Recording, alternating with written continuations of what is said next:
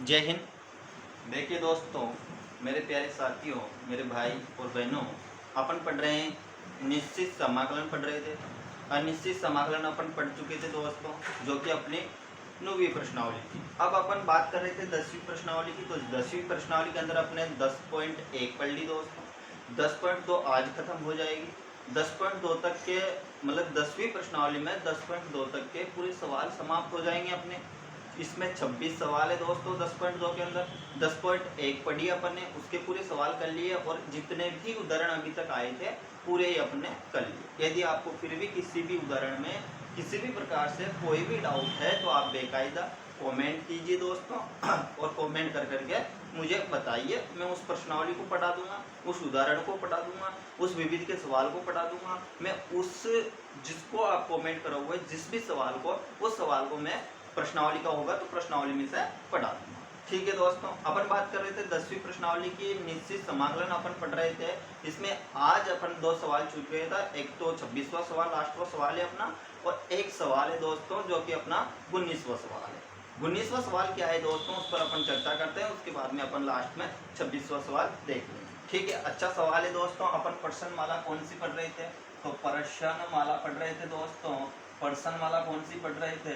तो 10.2 पढ़ रहे हैं दोस्तों। 10.2 के उदाहरण हो गए अपने, पूरे सवाल हो गए दोस्तों। इसके अंदर 26 सवाल थे, 2 सवाल रह रहे हैं, उनको आज अपन पूरा कर लेंगे। ठीक है, सवाल 19वां है दोस्तों अपना।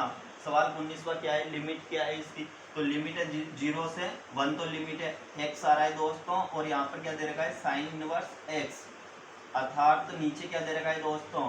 तो आप बोलोगे नीचे दे रखा है √1 माइनस का x² और dx। ये अपने पास सवाल है। और बेकायदा जब भी एग्जाम के अंदर सवाल आएगा 10वीं प्रश्नावली से तो लिमिट दे रखी होगी और निश्चित समाकलन की भी वो बोलेगा। ठीक है दोस्तों, अब मैंने आपसे हर वीडियो में बोला है, इस वीडियो में बोल रहा हूँ दोस्तों, जब भी आप बोर्ड एग्जाम की कॉपी में लिखते हो तो बिल्कुल साफ साफ और जिसका आप उपयोग करते हो, बहुत सारे जब समाकलन करते हैं तो सूत्रों का उपयोग अपन करते हैं, साइड में सूत्र जरूर लिखना दोस्तों। और सवाल को वैसे लिखना है जैसे कि मैं यहाँ पर बोर्ड पर लिखता हूँ, क्योंकि बोर्ड एग्जाम में जब बोर्ड की कॉपी चेक होती है दोस्तों तो अपन को सबसे अलग कॉपी दिखानी है। और सबसे अलग कॉपी कैसे दिखा सकते हैं? तो सबसे सुंदर लिखना पड़ेगा। मतलब आप बढ़िया सवाल को किया करो। 3 प्रकार से सवाल को किया जाता है दोस्तों। 3 प्रकार के कैटेगरी के स्टूडेंट होते हैं। एक प्रकार के इस प्रकार के होते हैं कि सवाल को देखा और डायरेक्ट कर दिया। दूसरे प्रकार के इस प्रकार के होते हैं कि सॉल्यूशन लिखा या उत्तर लिखा और फिर सवाल को करने लग गए और कर दिया, सूत्र भी लिख दिए, ठीक है, लेकिन उसने कर भी दिया। तो ये अलग कैटेगरी होगी। लेकिन तीसरे कैटेगरी के इस प्रकार के बच्चे होते हैं दोस्तों जो कि सवाल को सबसे पहले सॉल्यूशन लिखते हैं, फिर आई बराबर मानते हैं, फिर उसमें तब अब इनका भी उपयोग करते हैं और सूत्र को भी लिखते हैं बेकायदा और सबको बताते हैं। उसके लिए उसको अच्छे अंक मिलते हैं क्योंकि वो हर चीज़ को बता देता है। अपन को ऐसा बिल्कुल भी नहीं सोचना दोस्तों, जहाँ पर सूत्र का उपयोग होता है सूत्र को लिखो। बोर्ड एग्जाम की कॉपी में भी लिखो, मैं बोर्ड पर भी लिखता हूँ, ठीक है, ताकि एग्जामिनर, अपन को ऐसा नहीं सोचना कि एग्जामिनर को ये सूत्र तो पता होगा। नहीं मेरे भाई, ब्लैंक पता हो उसको, फिर भी अपन को तो बोर्ड एग्जाम की कॉपी में लिखना है। ठीक है दोस्तों, तो अब चलते हैं इस सवाल पर। सबसे पहले अपन क्या करते हैं, सबसे पहले अपन करते हैं सॉल्यूशन लिखते हैं, फिर क्या करते हैं, आई बराबर सवाल को मानते हैं। तो आई बराबर 0 से 1, तो इसकी लिमिट है x है। यहाँ पर क्या है, तो यहाँ पर साइन इनवर्स x है। नीचे क्या दे रखा है, तो नीचे दे रखा है अंडर रूट में 1 माइनस का x² और यहाँ पर क्या है dx। यहाँ तक समस्याएं सबकी समाप्त हो चुकी है। अभी तक अपने कुछ भी नहीं किया, सवाल को वैसा वैसा ही लिखा। ठीक है दोस्त, अब अपन क्या करते हैं, अपन ये काम करते हैं कि नीचे का कुछ मानते हैं जिससे कि अपने पास ऊपर का आ जाता है, या फिर ऊपर का कुछ मानते हैं t के बराबर या फिर किसी के बराबर भी आप मान सकते हो, और उसका अवकलन करते हैं तो नीचे का प्राप्त हो जाता है। क्या यहाँ पर ऐसा हो रहा है दोस्तों? इसको यदि अपन t के बराबर माने और इसका अवकलन करें तो क्या अपने पास x साइन इनवर्स x प्राप्त होगा? तो आप बोलोगे जी नहीं, बिल्कुल भी नहीं। ठीक है, फिर क्या अपन साइन इनवर्स x को यदि अपन t के बराबर मान लेते हैं तो क्या अपने पास dx और अंडर रूट 1 माइनस का x² प्राप्त होगा? तो आप मन ही मन में अवकलन कीजिए दोस्तों साइन इनवर्स x का। और आपने 9वीं प्रश्नावली बढ़िया पढ़ी होगी, मुझे उम्मीद है। मैंने पूरी प्रश्नावली आपके लिए पढ़ाई है, पूरे उदाहरण 57 उदाहरण करवाए हैं, विविध के पूरे सवाल 26 और 29 26 थे शायद, 26 के 26 सवाल मैंने करवाए हैं दोस्तों। तो मुझे उम्मीद है कि आपने पूरे सवाल पूरे बढ़िया पढ़े होंगे, पूरे सूत्र सब कुछ। तो वहाँ पर ये सूत्र भी था दोस्तों। तो साइन इनवर्स एक्स का जब अवकलन करते हैं तो इसका अवकलन क्या होता है, तो सब जानते हैं 1/√1 माइनस का एक्स स्क्वायर। मतलब अपने मन ही मन में कर लिया इसका अवकलन और अपने पास यही प्राप्त हो गए। तो अपन क्या करते हैं, अगली स्टेप इसको मान लेते हैं। तो क्या लिखते हैं अपन कि माना या इंग्लिश में कोई बच्चा लिखना चाहे तो लेट लिख सकता है, बराबर क्या करेंगे दोस्तों, अपन ने माना, क्या माना, अपन ने माना साइन इनवर्स एक्स बराबर क्या माना, टी। क्या माना दोस्तों, टी। अब क्या करेंगे, टी का यहाँ पर लाइन लिखना दोस्तों, टी का एक्स के सापेक्ष क्या करेंगे दोस्तों, एक्स के सापेक्ष क्या करेंगे दोस्तों, अवकलन क्या करेंगे दोस्तों, करने पर। ठीक है, करने पर इस प्रकार से पूरी लाइनें लिखनी है, आपको बढ़िया बताना है। अब इसका टी के सापेक्ष अवकलन करेंगे तो साइन इनवर्स एक्स का अवकलन क्या होता है आप सभी को पता होना चाहिए। तो आप बोलोगे भैया अभी अभी आपने बोला और हमको भी पता है 1/√1 माइनस का एक्स स्क्वायर, ये इसका अवकलन होता है। अच्छी बात है दोस्तों। फिर इसके बाद में देखो यहाँ पर डी टी, क्योंकि टी का कर रहे हैं और किसके सापेक्ष कर रहे हैं, एक्स के सापेक्ष। तो क्या आ जाएगा दोस्तों, डी एक्स आ जाएगा। यहाँ तक किसी को कोई दिक्कत नहीं है। अब dx को इधर ले जाओ दोस्तों, तो देखो इधर क्या हो जाएगा, dx अपोन में क्या आ जाएगा दोस्तों, तो आप बोलोगे अपोन में आ गया 1 minus x square under root. ठीक है, और इधर क्या बच गया, तो dt बच गया। यहाँ तक किसी को कोई दिक्कत है क्या, बिल्कुल भी नहीं है ना दोस्त। अब देखिए अपने पास एक मान तो प्राप्त हो गया और यहाँ से एक काम कीजिए आप, मैं थोड़ी देर बाद में आपको समझाता। सबसे पहले देखिए दोस्तों अपने पास dx अपोन √1 माइनस का एक्स, यहाँ पर देखिए dx अपोन √1 माइनस का एक्स क्या प्राप्त हो गया अपने पास। तो आप बोलोगे जी हाँ प्राप्त हो चुका है, ये मान प्राप्त अपने पास हो चुका है। ये मैंने लाल के पेन से इसको ब्रैकेट में बंद कर दिया। ठीक है, तो अपन क्या करेंगे दोस्तों, dx और √1 माइनस का एक्स स्क्वायर है अपने पास, इसकी जगह पर किसको रख देंगे, dt को रख देंगे, क्योंकि इसके बराबर है।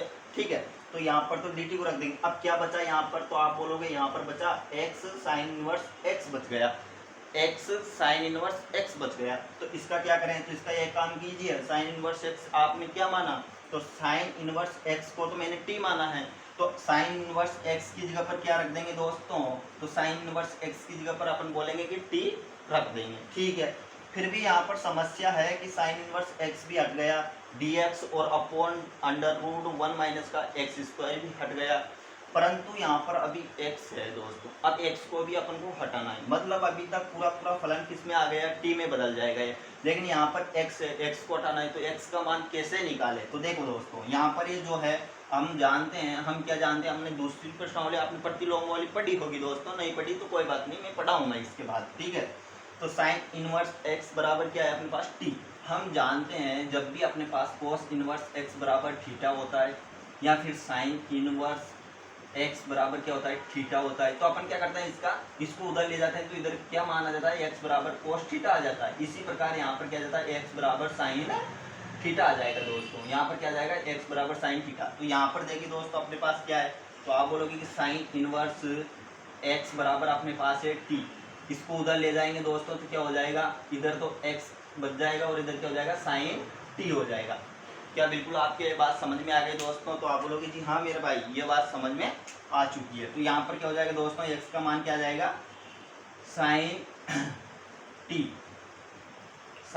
t, इसका क्या आ गया दोस्तों, ये मान आ चुका है अपने पास। ठीक है, अब देखिए दोस्तों अब अपने पास पूरे मान प्राप्त हो गए। अब आप एक बार साइन इनको मान को देख लीजिए, फिर उस बाद में अपन मान रखते हैं।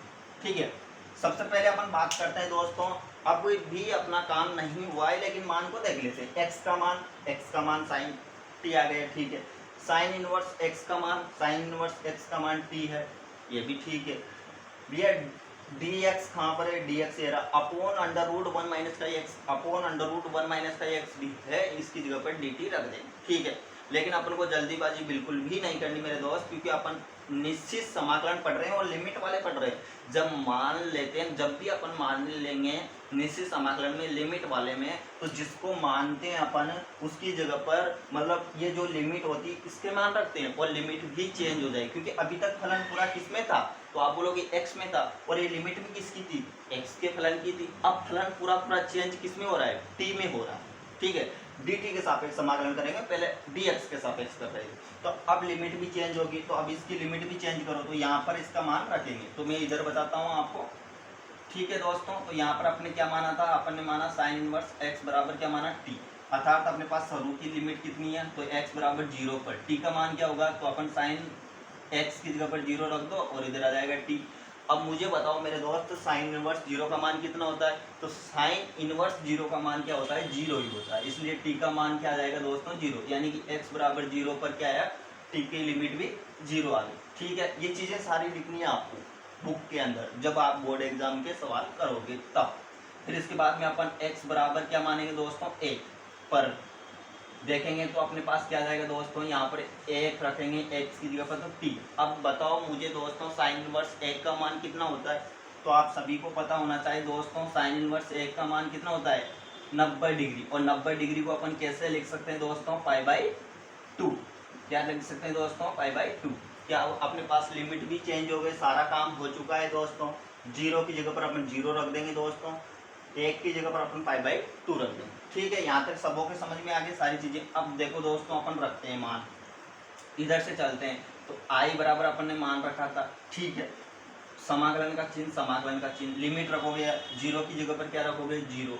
1 का मान क्या आया लिमिट का, तो π/2। धन्यवाद, ये आया। फिर इस बात x की जगह पर क्या रखोगे, तो आप बोलोगे कि साइन t रखो, ठीक है। फिर इसके बाद में साइन इनवर्स x की जगह पर क्या रखोगे, तो साइन इनवर्स x की जगह पर क्या रखेंगे, t रखेंगे, ठीक है। फिर यहाँ पर देखो दोस्तों, dx upon under root 1 minus का x square, dx under root 1 upon minus का x स्क्वायर, तो इसकी जगह पर क्या आ जाएगा, इसकी जगह पर आ जाएगा dt। ये देखो पूरा मान इसके बराबर है, यहाँ तक किसी कोई दिक्कत नहीं है ना। अब देखिए दोस्तों, अब अपन क्या करते हैं, i बराबर यहाँ पर समाकलन का चिन्ह 0 से π/2, और यहाँ पर क्या गया t, और यहाँ पर क्या गया दोस्तों, साइन t, और यहाँ पर dt के सापेक्ष इसका समाकलन करना है। अब आपको सूत्र पता होना चाहिए दोस्तों, जो कि 9.6 में अपने काम काफी बार आया, 9.7 में भी आया, और विविध में भी आया, और उदाहरणों में भी आया बहुत सारों में। तो यहाँ पर सूत्र लगेगा फर्स्ट और सेकंड को, फर्स्ट किसको मानो, तो इसको मानो दोस्तों, और सेकंड किसको मानो, इसको मान लो, ठीक है। अब इसका क्या करेंगे दोस्तों, अपन फर्स्ट और सेकंड का सूत्र लिखेंगे, फिर उसके बाद इसका क्या करेंगे, समाकलन करेंगे। तो सूत्र लिख लीजिए दोस्तों, यहाँ पर इसका सूत्र क्या होता है, फर्स्ट और सेकंड का। फिर उसके बाद में इसको साफ कर दूंगा, इसके स्क्रीनशॉट आप ले लेना। तो देखिए दोस्तों, समाकलन का चिन्ह फर्स्ट और सेकंड का सूत्र क्या होता है दोस्तों, ये समाकलन x के सापेक्ष मान लीजिए। तो इसका समाकलन होता है, फर्स्ट को छोड़ देते हैं दोस्तों, सेकंड का क्या करते हैं अपन, समाकलन कर देते हैं, ठीक है। फिर माइनस का चिन्ह आता है, फिर क्या करते हैं, समाकलन का चिन्ह, फिर ब्रैकेट में फर्स्ट का क्या करेंगे दोस्तों, तो आप बोलोगे d/dx, यानी कि क्या करोगे दोस्तों, अवकलन। फिर उसके बाद में सेकंड का क्या करना है, तो सेकंड का करते हैं अपन समाकलन, और जो मान आता है उसका पूरे का क्या करते हैं दोस्तों, अपन उस मान का पूरे का फिर समाकलन करते हैं एक बार फिर से, ठीक है। तो ये चीज़ें आपको, ये सूत्र आपको पता होना चाहिए, और आपको पता भी होना चाहिए, और बोर्ड एग्जाम की कॉपी में भी एक सूत्र लिखना है इसी के नीचे, ठीक है। यहाँ तक सारी समस्या समाप्त होगी कि भाई फर्स्ट और सेकंड का समाकलन का सूत्र क्या होता है, तो फर्स्ट को छोड़ देते हैं, सेकंड का समाकलन करते हैं, माइनस का चिन्ह आता है, फिर समाकलन करते हैं, फिर एक ब्रैकेट बना देते हैं, ब्रैकेट में अपन फर्स्ट का अवकलन करते हैं, सेकंड का समाकलन करते हैं, और पूरे का क्या करते हैं दोस्तों, समाकलन करते हैं फिर एक बार फिर से, ठीक है। यहाँ पर dx लिखना चाहो तो लिख लो आप, ये dx, ठीक है दोस्तों। तो अब इसको मैं साफ करता हूँ, इसका स्क्रीनशॉट ले लीजिए, अपन यहाँ पर पूछ चुके हैं दोस्तों। अब देखिए अपन आगे कैसे करते हैं इस सवाल को, अब बहुत आसान हो गया, ये आ जाएगा इतनी सी जगह पर, ठीक है। तो यहाँ पर देखिए दोस्तों, अपन क्या करेंगे, i बराबर, अपने पास सवाल क्या है, i बराबर, अब देखिए दोस्तों यहाँ पर समझिए, फर्स्ट है माना अपन ने, सेकंड साइन t माना, फर्स्ट t माना, तो t को क्या करेंगे दोस्तों, फर्स्ट को छोड़ देंगे, तो फर्स्ट को छोड़ दीजिए दोस्त। तो यहाँ पर देखो समाकलन कर रहे हैं, तो लिमिट का तो डायरेक्ट रख देंगे अब मान, अपन लिमिट को अभी कोई टेंशन नहीं लेनी, तो उसका मान रख देंगे। तो अपन क्या करेंगे, फर्स्ट को छोड़ दो, तो फर्स्ट ये मैंने क्या किया, थोड़ा नीचे लिख लेता हूँ, आपको दिख नहीं रहा होगा इसलिए, और t को मैंने सबसे पहले छोड़ दिया, फिर उसके बाद में सेकंड का समाकलन। अब देखिए दोस्तों, ये देखिए मैंने रख दिया दोस्तों साइन t, इसका मैंने क्या करना है, समाकलन किसके सापेक्ष, t के सापेक्ष, माइनस का चिन्ह, ये समाकलन का चिन्ह, ये छोटा कोष्ठक। अब देखो फर्स्ट का क्या करेंगे, अवकलन, तो क्या रख देंगे दोस्तों, t, और d/dt, इसका क्या करेंगे, इसको आगे लिख लो टी को, ठीक है। इसका क्या करना है, अवकलन, और फिर समाकलन किसका करेंगे, तो आप बोलोगे सेकंड का समाकलन कर दीजिए मेरे दोस्त। ये कोष्टक और ये पूरे का समाकलन अभी अपन बाकी है करना, तो उसको करेंगे। और 0 से π/2 इसकी क्या है दोस्तों, लिमिट। 0 से π/2 इसकी क्या है दोस्तों, लिमिट है। इधर नहीं लिखनी लिमिट, एक तरफ ही लिखा हुआ है, ठीक है। यहाँ तक चीज़ें समझ में आ गई। अब आपको पता होना चाहिए दोस्तों, यहाँ पर लिख देना साइड में कॉपी की, कि साइन एक्स का समाकलन क्या होता है। तो आप बोलोगे साइन एक्स का समाकलन तो बहुत सीधा है मेरे भाई, साइन एक्स का समाकलन क्या होता है, तो आप बोलोगे माइनस का कोस एक्स होता है, प्लस का नहीं, क्योंकि साइन एक्स का अवकलन क्या होता है, प्लस का कोस एक्स। तो यहाँ पर क्या हो जाता है दोस्तों, विपरीत होता है, ठीक है। तो यहाँ पर माइनस का कोस एक्स और प्लस का सी ये होता है, ठीक है, अच्छी बात है। इसी का करना है अपन को। तो यहाँ पर साइन की जगह पर साइन एक्स की जगह पर यहाँ पर क्या है, साइन टी है, तो इसका समाकलन क्या हो जाएगा, माइनस का कोस टी प्लस का सी। किसी को कोई दिक्कत नहीं है ना, अब रख देते हैं। चलो आओ, आई बराबर यहाँ पर क्या है अपने पास, बड़ा ब्रैकेट, ठीक है। टी का तो टी, इसका कुछ भी नहीं करना, इसका समाकलन करना है साइन टी का। तो अपने पास क्या जाएगा, माइनस का कोस टी, क्या जाएगा दोस्तों, माइनस का कोस टी। यहाँ तक किसी को कोई दिक्कत नहीं है ना। इसके ऊपर अलग से लिमिट रख दो आप, इसका समाकलन हो चुका है इसलिए इसको अलग रखा लो। माइनस का चिन्ह, बड़ा समाकलन, ये छोटा ब्रैकेट। अब देखिए दोस्तों, मजे की बात क्या है, देखिए यहाँ पर देखिए दोस्तों, d/dt या d/dx मान लीजिए आपको, और x का अवकलन करते हैं अपन x के सापेक्ष, तो अपने पास क्या आता है, मतलब अपन x का जिसके सापेक्ष जिसका अवकलन करते हैं उसकी जगह पर क्या आ जाता है, 1 आ जाता है। मतलब यहाँ पर इसका अवकलन होगा तो क्या आएगा दोस्तों, 1 आता है। बात समझ में आ गई आपकी, बात समझ में आई क्या। अपन जिसके सापेक्ष जिसका अवकलन करते हैं वहां पर 1 आता है, ठीक है। तो x के सापेक्ष अवकलन करेंगे तो 1 आएगा। यहाँ पर वही बात है दोस्तों, यहाँ पर देखो क्या आ रहा है अपने पास, d/dt, और t का अवकलन करना है t के सापेक्ष, तो क्या आएगा दोस्तों, 1। तो यहाँ पर क्या जाएगा 1, और इसका समाकलन करेंगे साइन टी का। तो अपन ने अभी भी किया साइन टी का, तो भैया माइनस का कोस टी। किसी को कोई दिक्कत नहीं है ना। अब यहाँ पर अभी इसका क्या करनी है, अपन को लिमिट भी रखनी है, लेकिन अभी एक बार और समाकलन करना है इसका dt। इसका क्या करना है अपन को, एक बार और समाकलन करना है, क्योंकि समाकलन का चिन्ह लग रहा है। तो अब अपन इन सारी चीज़ों को आपको लिखना है, उसके बाद मैं साफ कर देता हूँ। एक साइड में लिखना है ये चीज़ों को आपको बुक के अंदर, मतलब कॉपी के अंदर, जब आप बोर्ड एग्जाम का सवाल बुक के अंदर सवाल करोगे तब। अब इसकी तो लिमिट रखना चाहो तो रख दो, आपकी इच्छा हो रही हो तो देखो, π/2 को टी की जगह पर रखेंगे, लिमिट को पूरी को टी की जगह पर रखेंगे। तो π/2 को टी की जगह पर रखेंगे तो क्या आ जाएगा, π/2, माइनस को आगे ले लो तो ये माइनस का चिन्ह, कोस π/2, ठीक है। टी की जगह पर कोस π/2 आ जाएगा, ठीक है। टी की जगह पर मान और माइनस का चिन्ह, अच्छी बात है। माइनस बाहर आएगा दोस्तों, तो माइनस और माइनस क्या हो जाएगा, इस माइनस को अंदर ले जाओ तो माइनस और माइनस क्या होता है, प्लस होता है, सभी जानते हैं। तो प्लस का चिन्ह, और इस समाकलन का चिन्ह, एक को कोस टी से इंटू करेंगे, गुणा करेंगे, तो अपने पास क्या आएगा, एक को किसी भी संख्या से गुणा करने पर वही संख्या प्राप्त होती है, इसलिए कोस टी आ जाएगा, अच्छी बात है। फिर यहाँ पर क्या आएगा dt, और इसकी लिमिट अभी रखी नहीं अपन ने, तो अब रखेंगे इसकी लिमिट, इसका समाकलन एक बार और कर लेते हैं। तो अब देखिए दोस्तों, इसका समाकलन करेंगे तो i बराबर माइनस का कोस टी π/2, ये प्लस का चिन्ह। अब देखिए दोस्तों, इसका समाकलन करेंगे तो हमें पता होना चाहिए कि कोस x का समाकलन क्या होता है, तो आप बोलोगे साइन x प्लस का c होता है, साइन x प्लस का c होता है। अभी आप सोच रहे होंगे भैया आपने समाकलन कर दिया, प्लस का c क्यों नहीं लिखा, लिखूंगा बाद में, लिख देंगे उसको, और आप भी बोर्ड एग्जाम में बाद में लिख देना, पहले मत लिखना, ताकि आपको फिर अलग अलग कर लिया ना, इसलिए परेशानी नहीं हुई। कोस x का अवकलन क्या होता है, तो आप बोलोगे माइनस का साइन x होता है, तो समाकलन विपरीत होता है, तो यहाँ पर क्या जाएगा, माइनस का चिन्ह हट जाएगा, तो यहाँ पर क्या हो जाएगा, कोस x का समाकलन क्या होता है, अवकलन क्या होता है, माइनस का साइन x, और समाकलन क्या हो जाएगा, प्लस का साइन x। तो यहाँ पर देखिए दोस्तों, अपने पास क्या है, कोस t, तो यहाँ पर क्या हो जाएगा, प्लस का साइन t और प्लस का c। क्या समझ में आ गया आपकी चीजें, बिल्कुल आ गई। किसके सापेक्ष, x के सापेक्ष, किसके सापेक्ष, t के सापेक्ष। तो यहाँ पर देखिए इसका क्या हो जाएगा, प्लस का साइन t, और इसका क्या कर देंगे दोस्तों, लिमिट रख देंगे। तो अब रखिए दोस्तों लिमिट, तो यहाँ पर तो क्या हो जाएगा अपने पास π/2, यहाँ पर क्या जाएगा दोस्तों, अब आपकी बुक में किस प्रकार से उसने आंसर दे रखा है ये मुझे पता नहीं। अब यहाँ पर π/2 रखो, तो ये π/2 रख देंगे, क्योंकि t की जगह पर लिमिट रखेंगे, और 0 की लिमिट रख लो, भैया एक चीज याद रखो कि जीरो की भी तो लिमिट रखेंगे ना भाई। साइन जीरो का मान कितना होता है? जीरो। तो इसकी तो मत रखो आप, क्योंकि साइन जीरो का मान अभी माइनस का चिन्ह लगाओगे आप, यूं लिखोगे साइन जीरो का मान कितना होता है? जीरो। तो जीरो से कोई मतलब नहीं है, तो इसकी तो मत रखो, ठीक है। यह तो काम, और प्लस का सी रख सकते हो, लेकिन आपने एक गलती की है दोस्तों। देखो यहाँ पर पाई बाई 2 तो रख दिया, अब इसकी जगह पर कोई गलती नहीं की, क्योंकि इसकी जगह पर अब ये मैंने मान रख दिया नहीं कि, सॉरी मैं भूल गया था, मैंने सोचा कोस जीरो का मान रखना है, मैंने टी नहीं समझा।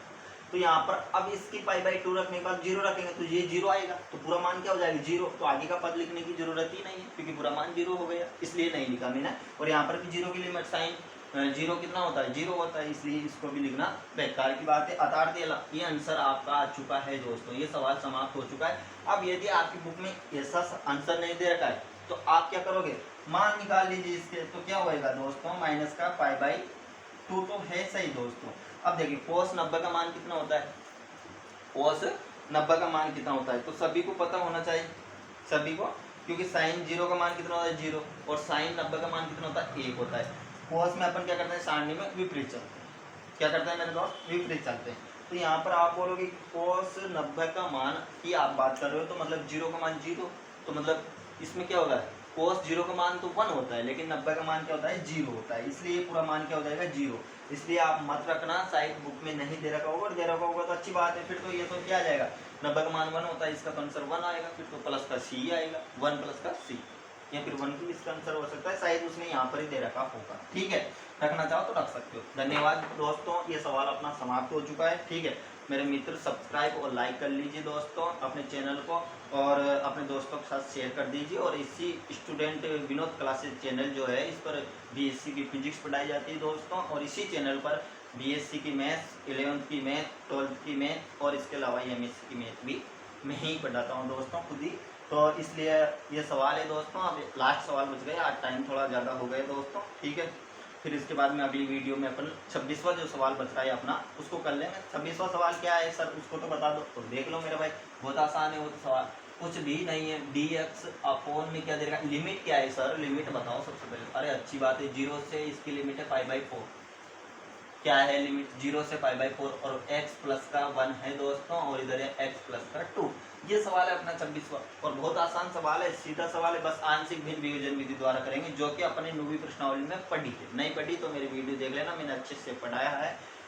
आंशिक भिन्न वियोजन विधि द्वारा इस सवाल को करेंगे अपन, अलग अलग घेरेंगे, आई बराबर मानेंगे, और ऐसी प्रोसेस अपन आगे बढ़ाएंगे। जय हिंद, जय भारत दोस्तों, लाइक और सब्सक्राइब कर लीजिए चैनल को। धन्यवाद, अगली वीडियो मिलते हैं अगले सवाल के साथ, जब तक